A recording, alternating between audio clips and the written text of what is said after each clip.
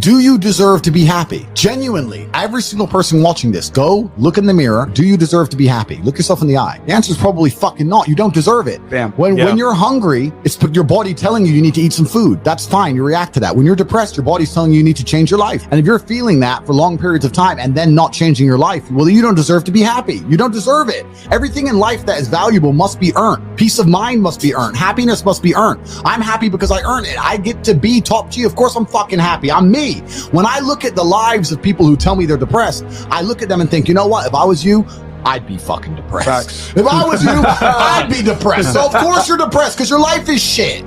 But whose fault is that? Yeah. That you have to take some personal responsibility for it. And what they'll do is they'll try and outsource it. Well, I had a bad start, or this happened to me, that happened to me. World ain't fair. Suck it up, buttercup. Shit happens to everybody. I could sit here and be an unsuccessful piece of shit, and I got 10 stories to tell you why I have excuses to do exactly that. And here I am, top G. So that's life.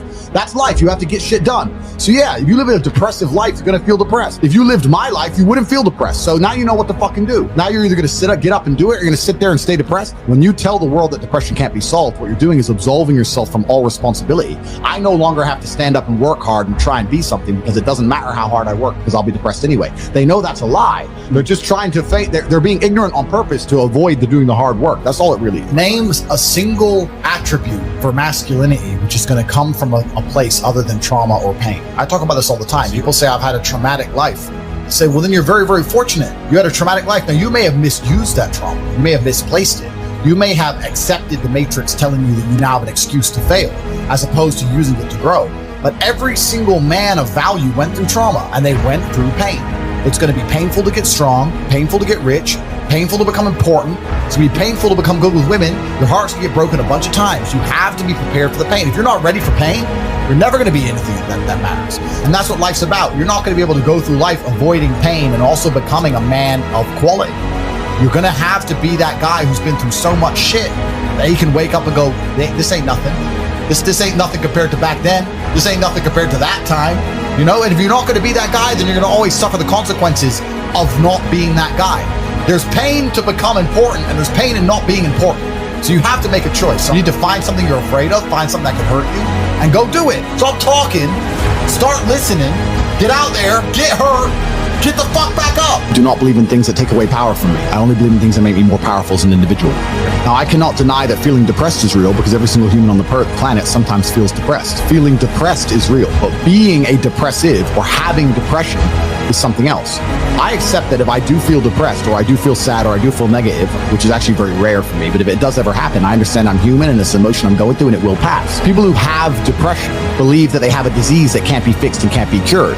You are handing your power away. You're giving your power to an outside source, and you're saying that I have no control over this. It doesn't matter what situation you're in. You need to at least believe you have some degree of control. When I say depression isn't real, I'm not saying you don't feel depressed. I'm saying that you can fix it. It's not a disease that you caught from the sky. You can fix it by taking control of your own mind. I believe I have a lot of control and power within myself. So when I speak to depressed people and they sit there and say, no, you don't understand, I have depression, I have depression, I have depression. You are, one, hypnotizing yourself to believe you have it. One. Yeah. Two, giving a bunch of power to this outside source instead of believing the power inside of yourself.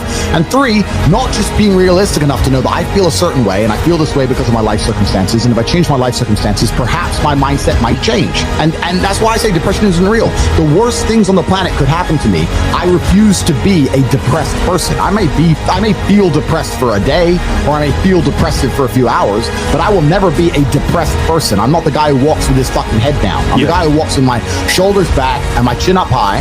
That's who I am as an individual, and I absolutely not refuse to change, and I cannot catch depression. All these people out here saying that depression is a disease, I can't fucking catch it. I'm immune because I'm living life. They're trying to attack me with everything they can. I can't catch depression. It's never happened, never fucking will. And I stand by that. Every word that comes out of my mouth is self-hypnosis. And it's the same for everybody watching this. Every single word you speak is self-hypnosis. Every single thing you say out of your own mouth is almost more important than the things you hear from other people. Amen. You can't be sitting there saying, I'm depressed. Oh, I got a generational curse. I'm unlucky, bro. You can't be saying these things because you're reaffirming them within your mind. I don't do that. If you work hard, you can feel better. You're depressed now, but if you go to the gym and you work out and you train, you get a good body, you start getting social, you get some friends, go to some social clubs, start to meet people, start to do things, you will feel better.